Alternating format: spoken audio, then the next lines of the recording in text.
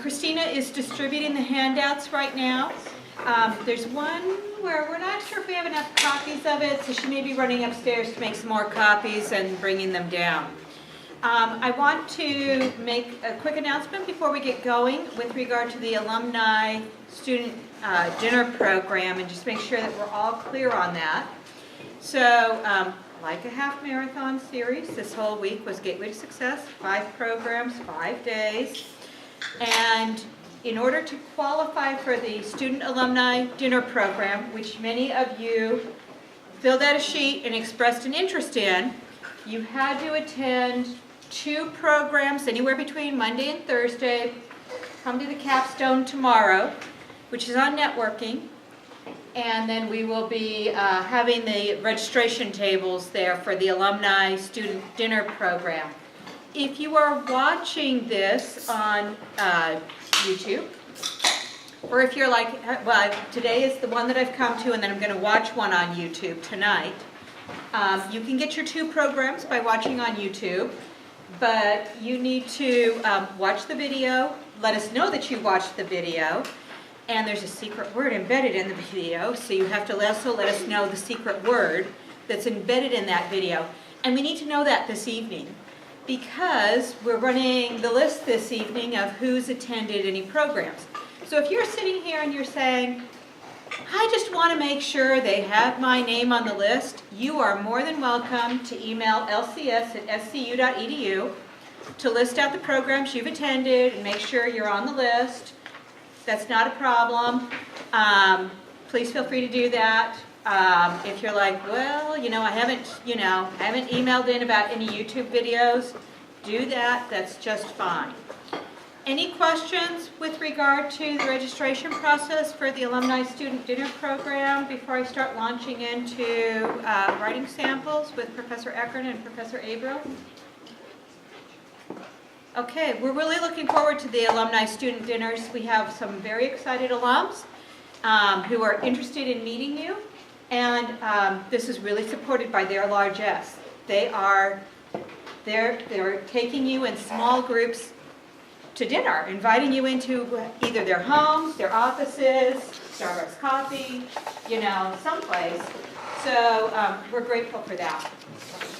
So this week we have been talking about the fundamentals of the job search. Resumes, cover letters, researching employers. Today we're going to talk about writing samples. But at the end of the day, it is all about personal branding and how it is that you are developing an image that you care about and that you want to project out to an employer. That messaging may change on the application side from one employer to another with regard to how you're positioning yourself in cover letters and resumes. It may change the way that you have your Facebook page set up and the privacy settings on it and the pictures you're putting on it. It definitely will influence how you go about interviewing when you think about, again, that overall persona that you're trying to create. And it fits into this topic of writing samples, because with lawyers, it's so much about writing. So to just bring a little levity into this presentation, we're going to watch Hugh Jackman apply for a job as a teacher and see how he does on his personal brand.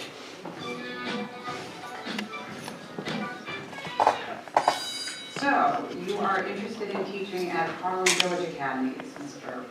Hugh Jackman. Yeah, I know who you are. I'm just not sure why you're here. Well, a friend of mine, Stephen Spielberg, told me to look on the Harlem Village Academy website and one on Label, particularly the bit that said superstars are teachers. It's the other way around, actually. Right, and I just knew right then I had to audition. Interview. Here it is, shots. Oh. Shots, I should say. Oh, wow. Yeah, there's quite a range there, obviously. You can do a Russian dialect. Absolutely. Neat. Beautiful. Why don't we get started?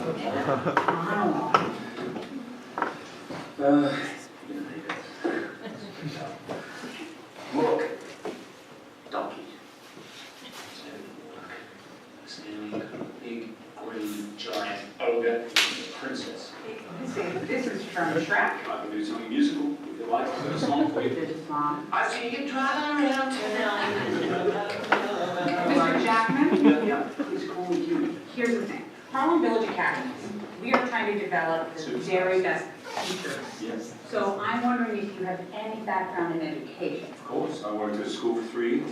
You did? Yeah. Oh, great. Okay. Please tell me about that. Well, I worked at a school upstate with very, very gifted students. You might call them mutants. Oh, Xavier. this is the school from the X-Men. Yes. Listen, before I get the job, can I just ask you a question? Is the school's deadline accessible? Okay, here's the thing. Yeah. We've already filled the position. You already cast the part? You're pathetic. Can I get this job? That little Yvonne told her, please, do not interfere. No. Because trust me, there is no way you can hold down a class in 25. Literally, because I understand at times you need to literally hold them down, right? And he doesn't have the muscle. You want to see muscle? Can Neil Patrick Harris do this? Look at this. 101, 102. I'm sorry, 100 because I already did once this morning. You can put it on my back if you like. I can still go. This interview is over. 5,096. Right there. Let's keep it in. Okay, so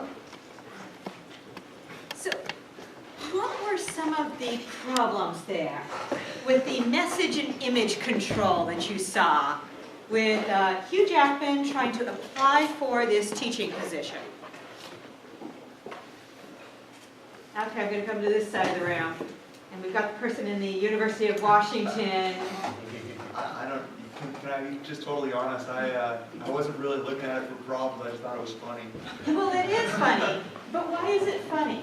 Because there's lots of problems in there, right? Yeah. He didn't understand exactly what he was applying for. He thought it was, didn't understand. Yeah, exactly. So kind of what? Teaching, acting, to turn him into a superstar? Okay, what else? Yes? He lacked experience in what he was applying for, like completely. Yeah, and if he did have experience, it wasn't articulated, right? What else? What else did you see that was problematic? Yeah. He didn't understand what he was applying for. Didn't understand what he was applying for. Therefore, he's really not communicating very effectively. He's speaking a different vocabulary. He's talking about ziplining into the academy there, wondering if that's accessible, talking about some kind of physical restraint of the students. And I think most of us probably have not had that experience in school. Having an idea of what you're applying for, how you're applying for it, and communicating effectively with the employers in the language that they are speaking is something that is really important for you. And when I thought about, really, when you talk about writing, and when you talk, that's a huge part of our communication. I thought, who better to talk about writing than two of your legal writing professors, Professor Ekern and Professor Abriel. So, Professor Abriel, can you tell us a little bit about, writing samples and how they fit into this idea of professional branding and what you're accomplishing through the LAWRA program, the advocacy program, and any advanced writing courses the students might take here at Santa Clara? Okay. Well, the writing sample itself is really important because that is actually what you are being hired or selected to do in your first summer after law school, or your second summer, or your internships during law school, or your jobs after law school. Lawyers are professional writers and researchers, so your work product on your writing sample is actually you're showing that you can do what lawyers do. So you already have a number of those. If you're a first-year student, you will come out of the first year and even after the first semester with a number of those writing samples that you can choose from. And then in second year, you'll have your advocacy brief. Third year, there are advanced writing classes that you could take as a second year or third year students. And Professor Ekern is going to be better suited to talk about writing samples that might come out of that because she teaches that class. But you will have a lot of writing samples to choose from. And Professor Ekern, do you want to add on to that? Well, I think one of the things to remember is that your writing sample is placed before the person who will interview you before they ever see you. And a decision will be made on the cover letter, the resume, and the writing sample as to whether or not you get in front of that person. And the writing sample is probably the most important of the three pieces that you're going to give to someone. It's you on a piece of paper, it's your skills. And I think you want to think long and hard about, is it enough to get you in the door for the interview? What happens in the interview is a totally different thing. But your writing sample that comes out of your first year, you should have 1 or 2 out of each semester. Your advocacy brief should be, how many of you are second year and you in now or have had advocacy?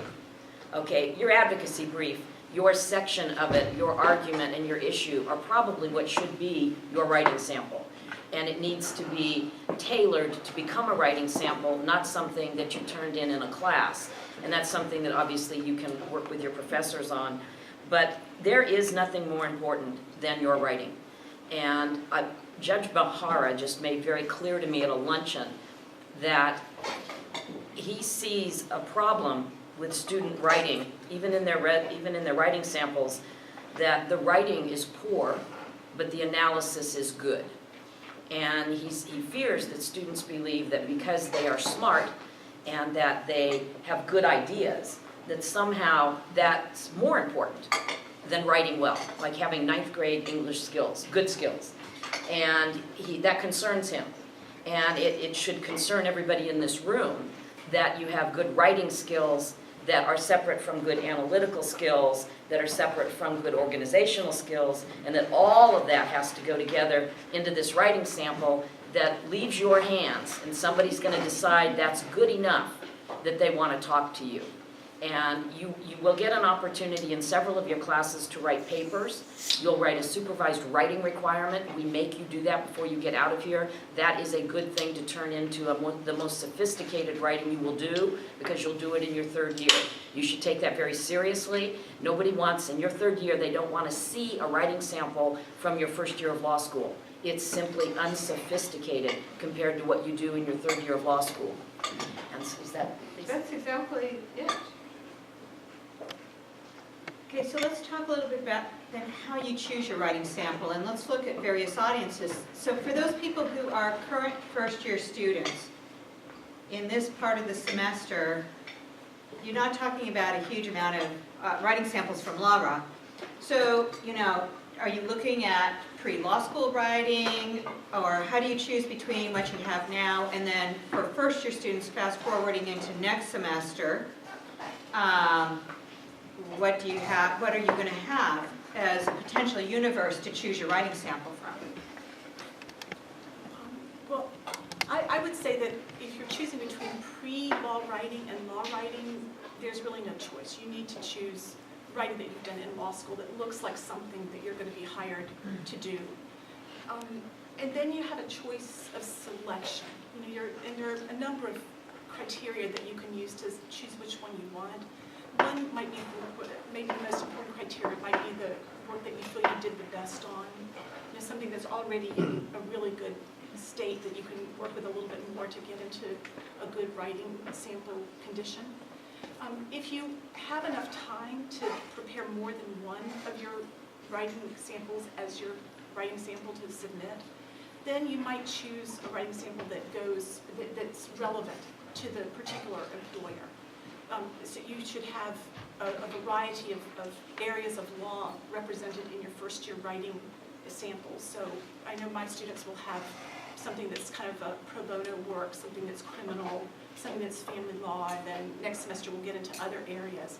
So you could choose between them if you have enough time to work them up. But it actually takes a fair amount of time to work up the writing sample, and I know which of you has a lot of free time on your hands to work up your writing sample. So if you are having to judge between which one to pick and making sure you have one that's really good, I'd go with the one, making sure that you have one that's really good. There are a couple of other things I'd maybe think about. One is I would not, as Professor Ekern was saying, I would not select one that's too simple. So usually the first work you do in Laura, your first memo is likely, at least for my students, it may be too simple because it has too few authorities and it's going to look like you weren't working with enough authorities. So for my students, it's probably the second or third in the first semester or any in the second semester, or maybe the final at the end of the first semester. Any of those would work, I think. Can I chime in there? Yes, yeah, chime in. One thing about first semester law rise, most of you are doing 3 memos. The third memo is sophisticated enough to be your writing sample. And one of the ways that you get around maybe not having as many authorities as you will use in your second semester in advocacy is in your cover letter you explain that you were working in the closed universe so that your reader understands you didn't choose your authorities. They were chosen for you. That can be very helpful when they happen to know something about the area of law and they think, well, why didn't you argue Brown, that case? And you didn't argue it because we didn't give it to you. That can be very helpful. And knowing it's a closed universe explains a lot to them. They understand what that means.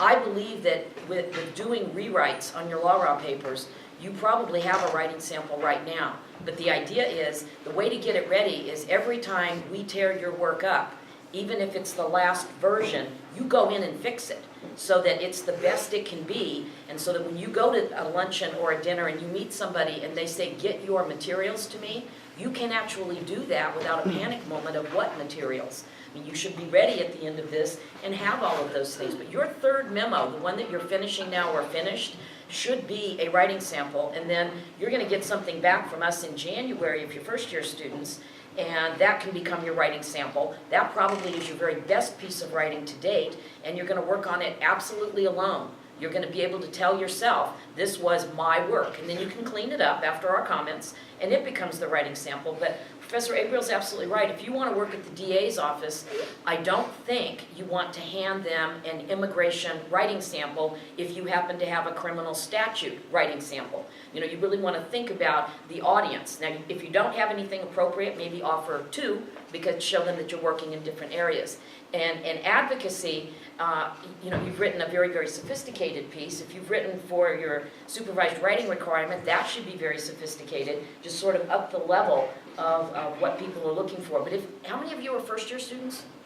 About half of you? Yeah, you have 1 to 2 things right now that could be writing samples and probably could be doctored up, you know, in a matter of 2 hours to be something that you could be proud of. And most of your law professors are happy to work with you on it. So, you know, that's part of, we consider that part of our job to help you with your writing samples. So don't be shy about asking that. Now, what if you are a student who's not a first year, you're a second or a third year, and you've got writing samples from first year advocacy, maybe SARA, you've been externing, interning, law clerking somewhere, and you maybe have some work product. So you have a bigger universe to choose from. How do you go about choosing at that point if you've got multiple documents that could potentially be used besides the test of, well, what was good, and besides the test of, well, this might be in the same practice area. Are there other guidelines that you might be looking at that point? I think if you have something that you actually wrote in a work environment, you know, either with a clinic or an externship or a clerkship, anything like that, seriously consider that, because the chances are that if you wrote it, it's going to have a reality to it that none of your writing samples in Laura can possibly have, because there's just, you know, a verisimilitude that comes from a real case that's going to maybe speak to your audience a little bit more. However, there are some things you want to know about. You want to be careful. If you're going to use something from work, you always have to ask permission from the employer. Even if it's something you wrote, you've got to ask permission from the employer. And even if the employer gives permission, you have to redact it. You know, so meaning that you have to take out all identifying information, even if it's a public document. You know, even if it's a memo that was filed in court, you still want to redact it, because if I were a new employer, I would not like to see documents from another case. I would think, oh, they're kind of playing too fast and loose with the client's information, even if it's a public document. So bear that in mind if you're using a real piece of work. The other thing is, between law law and advocacy, you have 3 types of documents. First semester law law is your inter-office memo. If you're gonna be working in a situation where you're gonna be writing memos to a supervisor, maybe that's appropriate. In your second semester, you're gonna write documents that are persuasive and filed with the court. If that's what you're going to be doing, maybe one of those documents is most impressive. If you're going to be working in an office that does a great deal of appellate work and that's your interest, then it's your advocacy paper. And just literally, you wanna think about, I've got this arsenal, and what am I going to be doing? And you don't want to have this job interview where I just want a job for the summer. Any job will do. That won't do. That you won't get that job. And if you pick your writing sample that looks appropriate to the job, you're one step closer than the idiot who just picked the next thing that was on the top of the pile and sent it in with the paperwork. You had a comment. Yeah, in terms of choosing the writing sample, I know that some places say please give something that has been, that's only your work or that has been very limitedly edited. So it seems like, you know, the briefs for the first year classes, those are heavily edited by the professors, TAs. You could use the ungraded copy of your fall final, the one you turned in, the one you felt could get you an A, hoped, anyway, or the ungraded spring final, or the first copy, the initial draft of the advocacy brief. Any of those that you felt good about, like when you got your comments back and they were quite small, you know, it's like all insignificant, then that's something that's undone. But almost nobody with a first-year law student expects you to have an unedited piece. By the third year, they do expect unedited work. You're absolutely right. What kind of samples should you provide for instance, tax or financial services where they're not working with office memos, they're working with financial charts all the time? You think it would be an office where there'd be no legal writing at all? Where all the work you're doing, you're pretty much working with spreadsheets all day. You make up like, you draft up an Excel document, or they're more focused on your use of that than perhaps writing an office memo? I would ask them. I would literally say, you know, what exactly are you thinking about for a writing sample from me, given the work that I'm applying to do? And they're going to know. They may tell you, well, we really do want to see your writing. And then, you know, off goes the memo or the motion for summary judgment or whatever it is. But my guess is they'll have a certain expectation and they may make it very clear to you. There was another There was another hand. I'm sorry. Oh. Just thought of We're here, okay. So, let's talk about page length issues because this happens. Here you've produced this document for LARA or advocacy or your SARA document. It's beautiful. It's long. And you have this employer that comes along and says, we want a 2-page writing sample. Or doesn't say anything at all. Or says, it's a 10-page writing sample and they want 8 pages.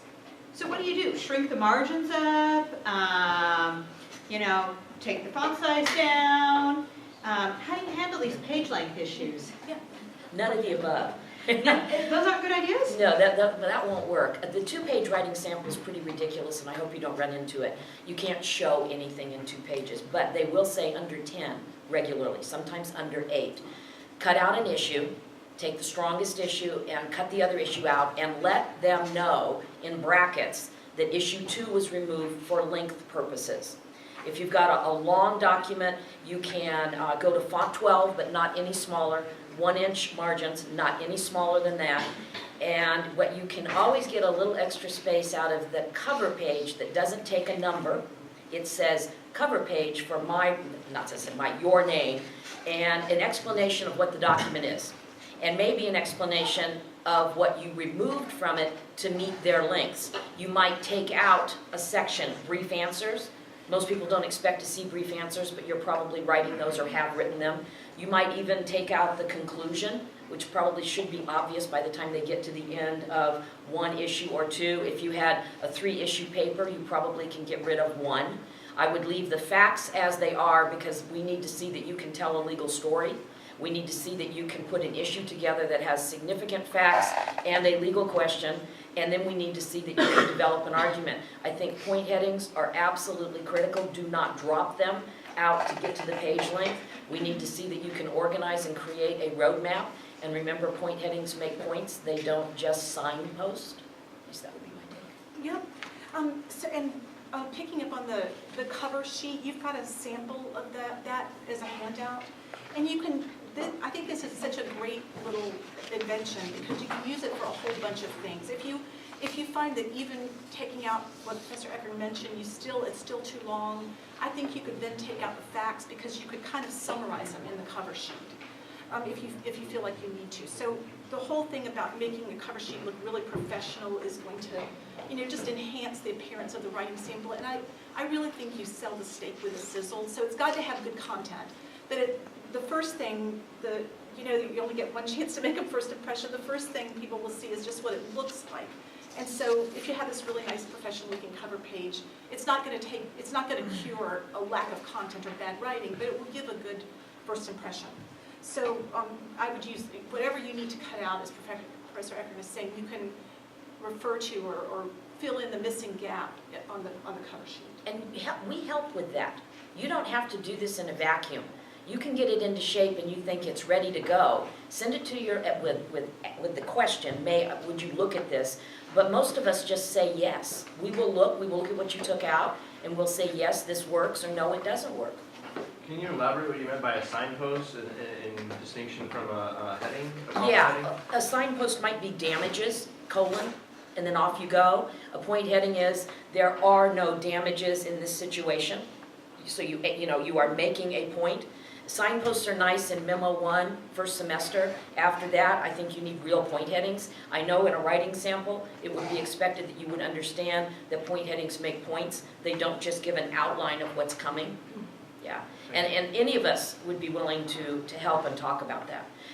Professor Abriel was talking about that first page looking really nice. This is true of all of your documents. White space. You have an audience. Most of us are very selfish when we write. We please ourselves and we hit print and we think, well done, Yvonne. But that's not the deal. It's for somebody else. This is going to somebody who doesn't know you. Readers like white space. I would want margins of 1 1/4 to 1 1/2. I would want double spacing between things so that on the page it's really easy to look at. And you're thinking, no, all of my sentences are precious. No, they're not. No, they're not. I'll bet most of what we write can be redacted by a third by a good editor, and probably be a lot more direct and really say what we mean. I would give up sentences before I would give up white space, so that the writing sample gives the reader the feeling that you had the confidence to put it on the page in a way that makes it interesting.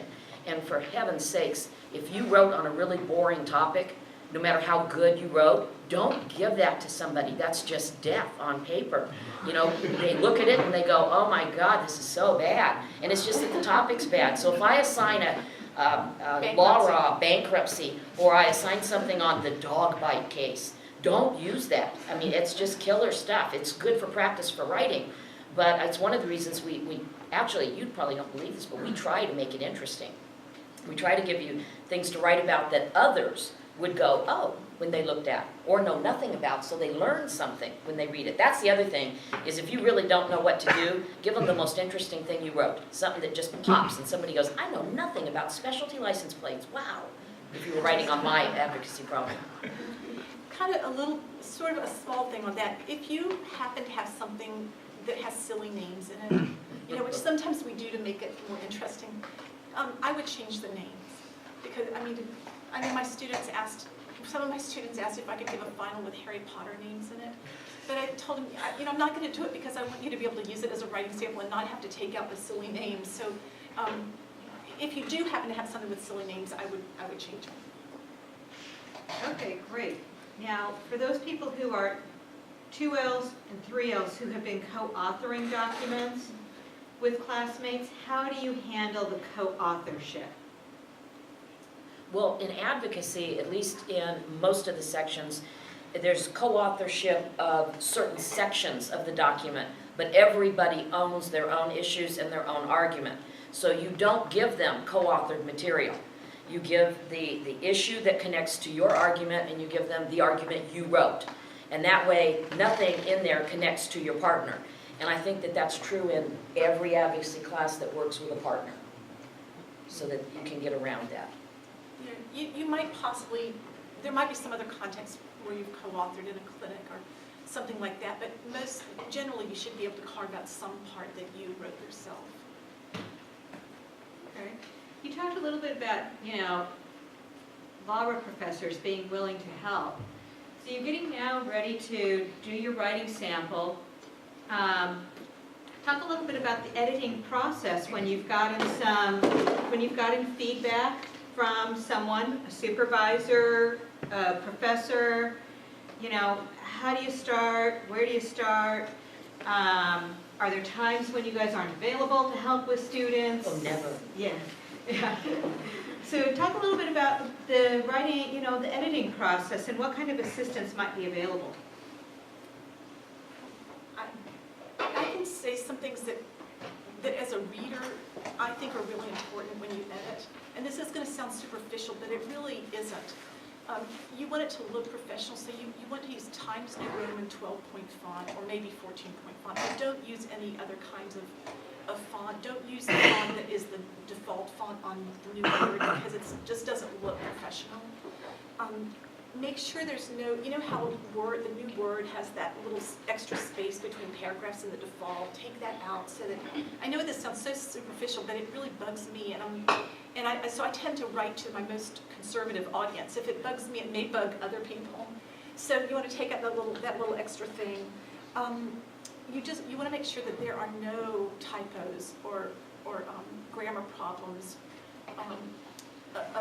Or citation errors of any kind, because that's one thing that a reader who doesn't know your topic will be able to pick up on. So that's really critical. It has, I am concerned a little bit about prospective employers asking you how much help have you had on this, and you being able to honestly say, I wrote it myself. I actually think that the majority of the help that we give you in the first year is we're not rewriting it for you. We're just making suggestions and then you write it. So I think you can honestly say, my law professor made suggestions and then I revised it. So you might possibly get a question like that. But I think I'm never rewriting things for my students.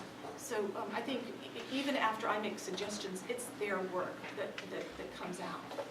I think all of us do this. At least it's my practice that sometime in the first semester, first year, I start handing out error tally sheets.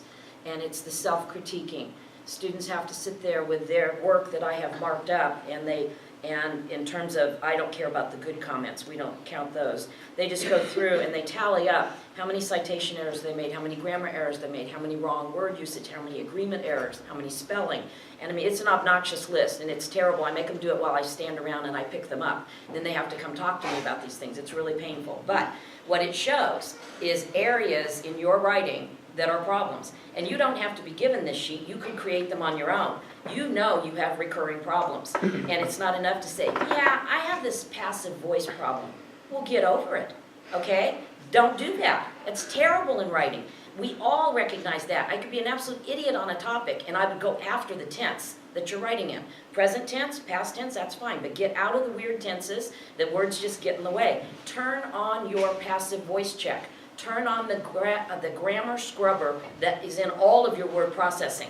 You've got your normal one on where you get red squiggles, and green squiggles mean right click and see. Doesn't mean go, doesn't mean skip over the top. I think that's what a lot of people think. But there's an extra grammar check in your word processing. If you don't know how to turn that on, go to IT, they will turn it on for you. It is amazing what will pop up on the screen for you that you thought was just fine, and since it wasn't wrong, the computer let it go. But when you get into those grammar scrub programs, or you buy a grammar scrub program, $30 or something, that will catch a ton of stuff for you. And those are totally legitimate for you to be using on your writing samples. The other thing is, when you're finally done, and this is painful, sit down with it and turn it to the back page and read it from the last sentence to the next, to the last, to the next. Read it backwards. When you read it forwards, you know what's coming. You're happy with it. This is you on the page. So you're reading and skimming along, getting happy with yourself because how well you've done. When you read it backwards, it makes no sense. So the sentences are standalone. And when you read them, you'll go, what? And then you'll recognize, just highlight it and come back because you stumbled there. Read it out loud to yourself. Have a highlighter. Every time you stumble, Highlight it, it means you stumbled. Have someone else read it. You watch along everywhere they stumble, highlight. It means you've said something awkwardly or you've said something that they just don't get. That can't be good. I mean, teenagers are really good at this if you have one in your life. They were born critical, so, but they are pretty good readers to say what about things, and that's the signal to you that your audience might not be happy with it either. But that reading it backwards, it's painful. I can't do it. I don't know what it is. I get to the third or fourth up line, and somebody else has to do it because my brain doesn't like going that way. But it's well worth your time, and I'm going to bet for 3 and 4 of you, even if you go back right now to the document you think is the document, and you read it backwards, you're just going to shake your head at what is sitting in your current writing sample. One last thing, number your pages. Make sure that you number the pages. That's something that bugs readers. I have a question. I was thinking about reconciling comments by different editors. Let's say you have a writing sample given to you by an attorney that you interned with, and they edited it, you take it to another attorney who looked at it, they edited it, and you took it to one of the faculty here, and they edited it. And they all have all very wildly different ideas of what's good and what's bad on that writing sample.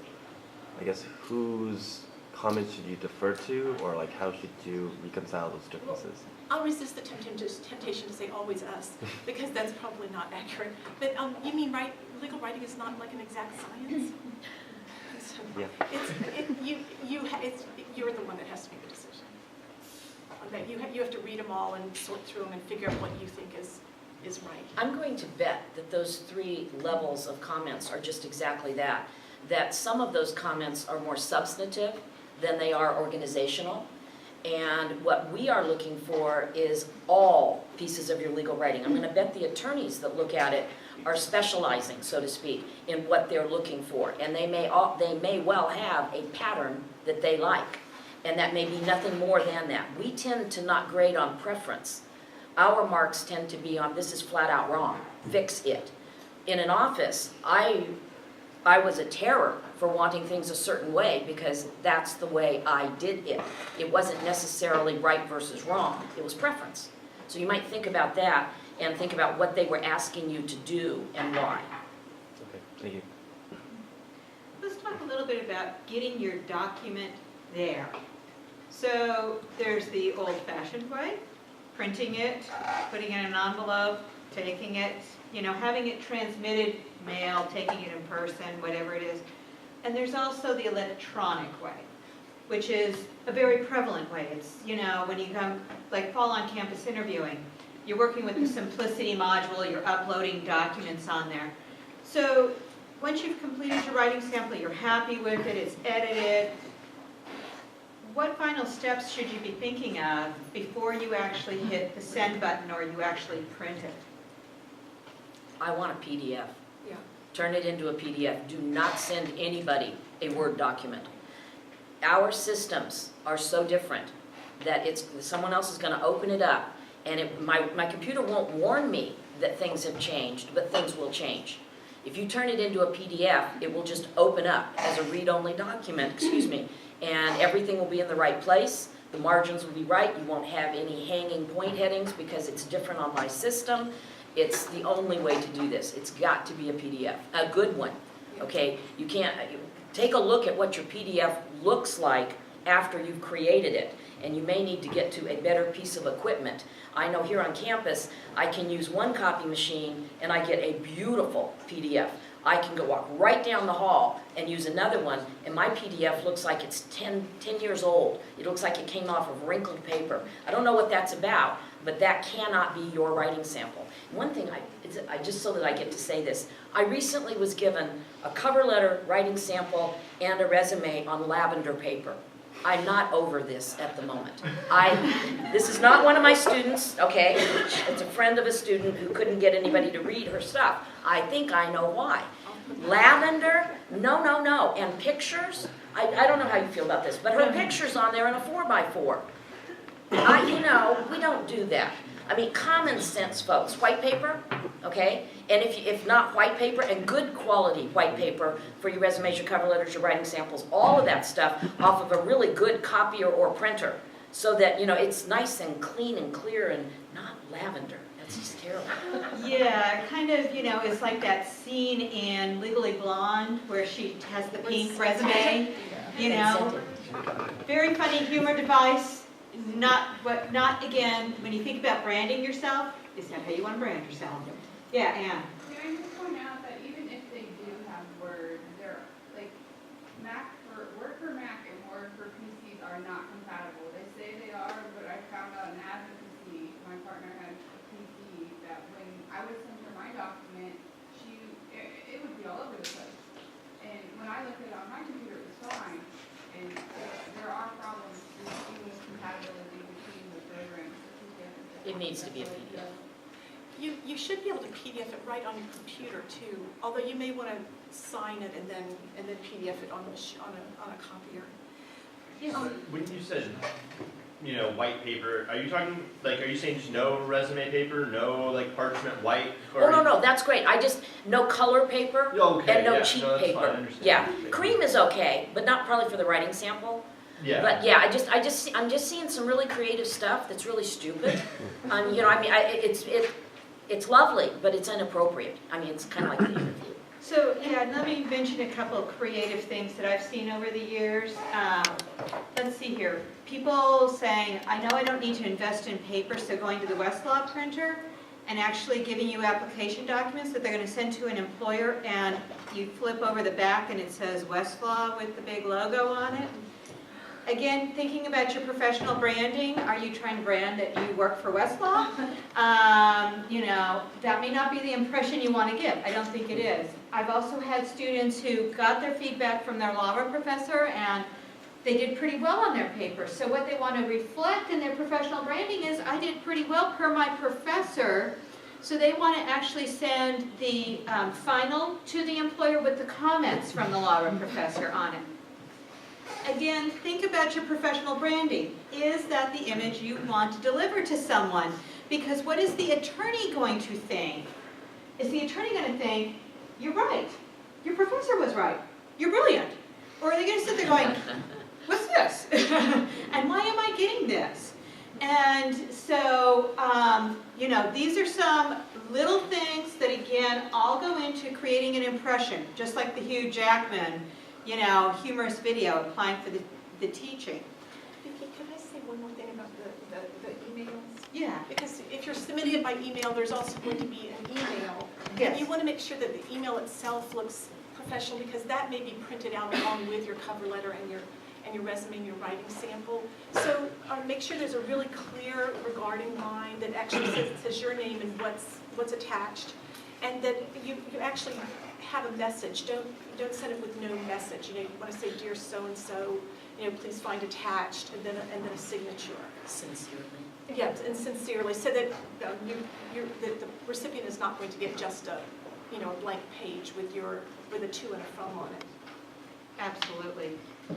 Professor Abriel, we talked about this a little bit yesterday. So once you get the job, so now we've produced this writing sample, we've assembled an application package, it really marketed us very well. We went to the interview, we did really well in the interview, we branded ourselves as the professional we want to be, that we are, and now we're on the job. And you and I talked about this, you know, how do you handle your writing on the job to continue that professional branding that you did, because you've got to keep the job and you've got to move to the next job. So how do you handle the writing on the job to continue building your brand? Well, I think there's a lot of things to think about here, and I don't know, some of you are my students, so you'll know that I have a daughter who's a 3L, so a lot of my information is informed by her recent experiences.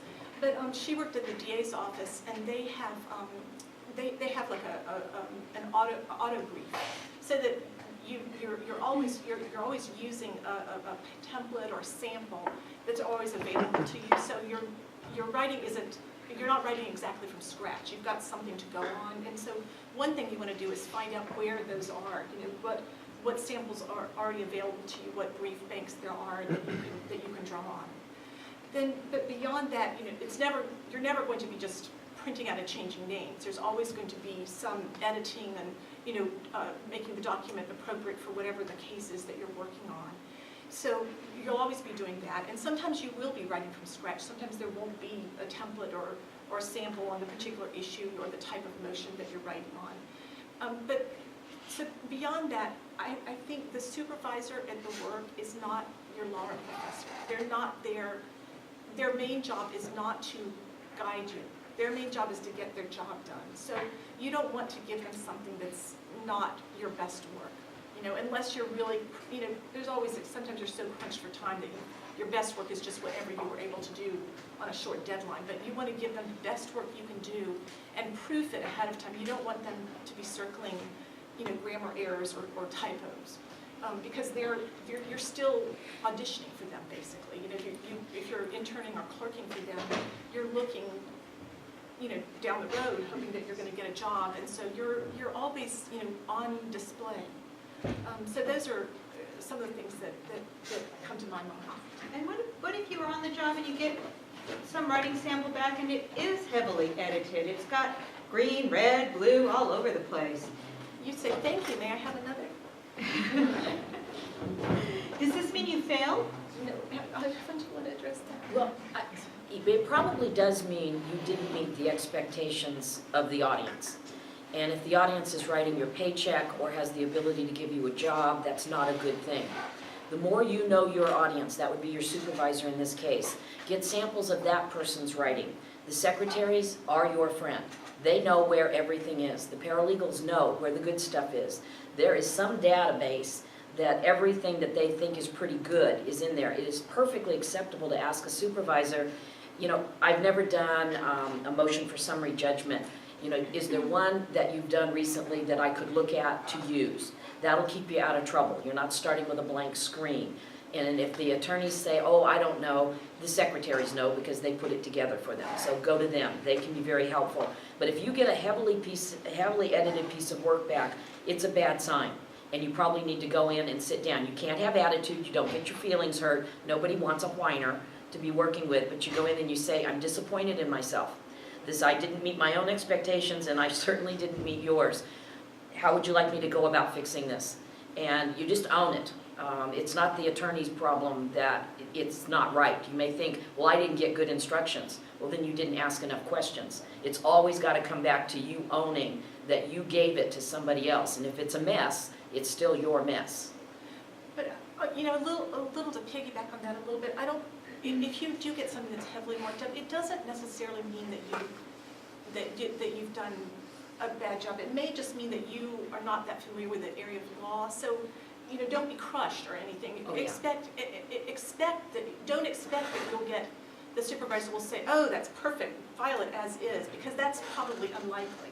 You are going to get some comments, and the supervisor will, although their job is actually to get a heavy load of work done, they will be, they'll be wanting to help you. They help you at the same time.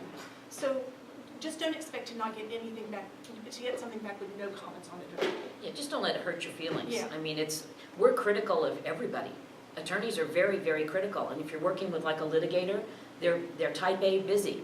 And they're just going to have a reaction to something and they don't think about it again. They just walk away from it and you just can't take it personally. But I think I don't know about you, but I know I was highly critical of my colleagues' work and anybody that answered to me. So then the idea was, let's get better. And that was what it was all about, at least from my standpoint of being critical on others' work. And I remember what it was like to be on the receiving end. I had a couple of supervisors who were really great editors. They really helped my writing a lot. We have a few minutes left. Are there any lingering questions? We've talked about a lot. We've talked about building your brand through your writing, building your brand, whether that's, the persuasive writing, resumes, cover letters, your brand through your critical writing, which is being done here in the law school, or maybe as a result of work product. Any further questions you might have? Yes. A silly question. So just after we talked about the writing sample and the little introduction of what this was, I looked at my cover letter and all I can say about it is one sentence. This was, for example, this is a question from one of my filings. How much information would you want to put in that little description? Is one sentence enough, or should you? It's kind of a strange question, but it's really context dependent. context dependent. If it's on a cover sheet to the writing sample, I think one sentence might look a little skimpy. You don't want too much there though, because you don't want them to have to read a lot. I think placing it into context and when you did it can be important. So that we have enough that when we turn the page, there's no surprise, there's just anticipation of what I know what I'm going to be looking at. Same thing as when you move things around in a law office, that's why we have to form date ray, so that everybody gets basically a little something underneath that. That gets slapped on the front of everything we do. So you kind of think of it in that way. You're preparing the reader for what's to come. And I would have 2 to 3 sentences at a minimum explaining and putting into context. Yes. So as far as, you're applying for jobs, you have a bunch of writing samples. You said that preferably you would want to turn in something that you did at a work setting, right? That would be the preference? First choice. First choice, okay. Everything else being equal. Okay. You can also ask, I have a variety here, what would you like? Okay. And sometimes they'll say, well, send me one of each. That's nice, because then they'll spend more time with you than they spend with others. That's a good thing. Cool. Yes, I still have a question regarding how to condense the sample, writing sample. I talked to a on-campus interviewer. He asked me for 5 pages of reading writing samples. And my Laura, I'm 2 out, so I have Laura and advocacy. Laura is 18 pages, and even I cut one issue and I cut weak answer, it's still gonna be like 10 pages or something like that. More is not necessarily a good thing in a writing sample. Yeah, I mean, the smaller it is, you show that you can write with clarity and you can be concise. That's what everybody's looking for, judges included. Take one of your issues, state the issue, and give at least you give your thesis paragraph, give your rule explanation and your rule application, and reach a conclusion on one issue. And in brackets, you tell them, this was an 18-page paper. I have removed the following. You can do that on the cover page.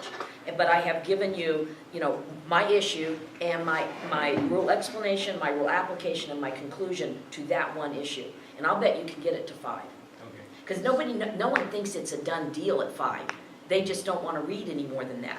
And they're testing you to see if you actually will follow their directions and give them something that falls within their pattern. It's the first test. Send them 7 pages. You won't get an interview. We're like that. I mean, we have a rule, and we don't want you to step past it. It's like, all of my things are 22 pages, 5 pages. I know it's hard, but get it to 5 and get it to your advocacy or your law prof. We can take out the statement of facts. Oh, yeah. Okay. Yeah. Okay. Big black pens. The way to do this is take a highlighter and put a box around everything that is absolutely essential and see what you can move out that way, and then see if you can't condense the absolutely essential into less. Most of us use too many words. The easiest way to do this is to check your working words versus your glue words. Literally go through and start crossing out all of the noise words and make sure your sentences remain in the actor to action to object format, and then see what you can do when you start having sentences that have 21 noise words and 7 value words.